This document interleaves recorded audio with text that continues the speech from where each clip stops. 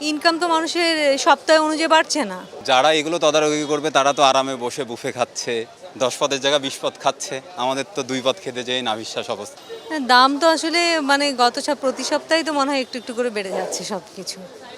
তারপরে আমি মাসের বাজার যেহেতু একসাথে করি, সেক্ষেত্রে হয়তো সপ্তাহেরটা আমি অতটা বুঝতে পারিনি, কিন্তু মাস শেষে আরেক মাসের বাজার করতে গেলে তখন তারতম্যটা বেশ ভালোই বোঝা যায়। আমার কারণ মনে হয় যে এটা বাজার ব্যবস্থাপনার একটা বিশাল ভুল। কারণ হচ্ছে আমরা প্রায় পত্রপত্রিকায় দেখছি যে মানে যেসব জায়গায় উৎপাদন হচ্ছে ওখানে জিনিসটা নষ্ট হচ্ছে, আলু বা অন্যান্য জিনিসপত্র, অথচ আমরা কিন্তু দামেই কিনছি এবং বাড়তি দামেই কিনছি।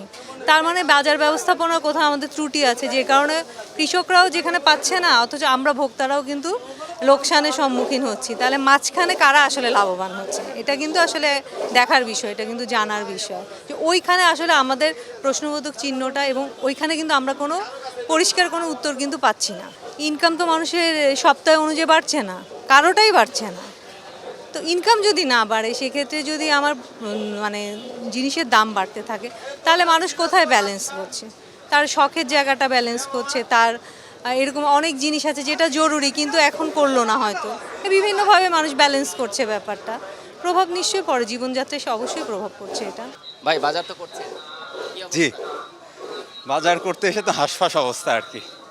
একে তো গরমে হাঁসফাঁস অবস্থা, আর বাজারে বর্তমান যে মূল্য তাতে একেবারে নাভিশ্বাস। আসলে আমাদের মতো যারা সাধারণ মানুষজন এলাকার বাজার থেকে একটু কমে বাজার করার জন্য কারণ বাজারে আসা, কিন্তু কারণ বাজারে এসে সেম পরিস্থিতি। যেটাই কিনতে যাচ্ছি সেটাই গত যেদিন বাজার করছি 3-4 দিন আগে, তার চেয়ে মিনিমাম 10 টাকা 15 টাকা বেশি।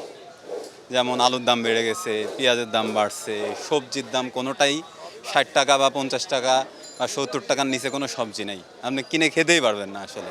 ঠিক আছে, জানি না নীতি নির্ধারকরা কোথায় বসে কি চিন্তা করে কি করতেছে। কোনো মনিটরিং নাই, কোনো তদারকি নাই, ইচ্ছা মতো যার যা ইচ্ছা মতো বাড়াচ্ছে, কোনো কমতির লক্ষণ নেই। এই আর কি হাঁসফাঁস অবস্থা, পাগল হয়ে যাওয়ার মতো অবস্থা আর কি গরমে। একে তো গরমে খারাপ অবস্থা, তারপরে বাজার করতে এসে খুবই বিচ্ছিরি অবস্থা। আসলে এগুলো ভাষায় প্রকাশ করার মতো না আসলে।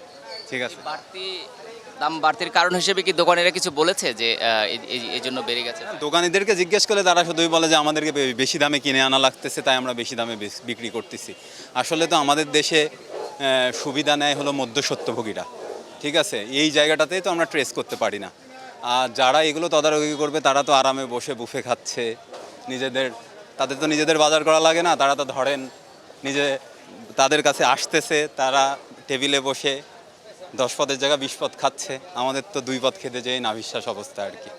তো এগুলো আসলে বললে লাভ নেই। আমাদের দেশে এভাবেই চলবে, যতদিন চলবে সেভাবে চলবে। তারপরে যখন কলাপস করবে একবারে কলাপস করবে।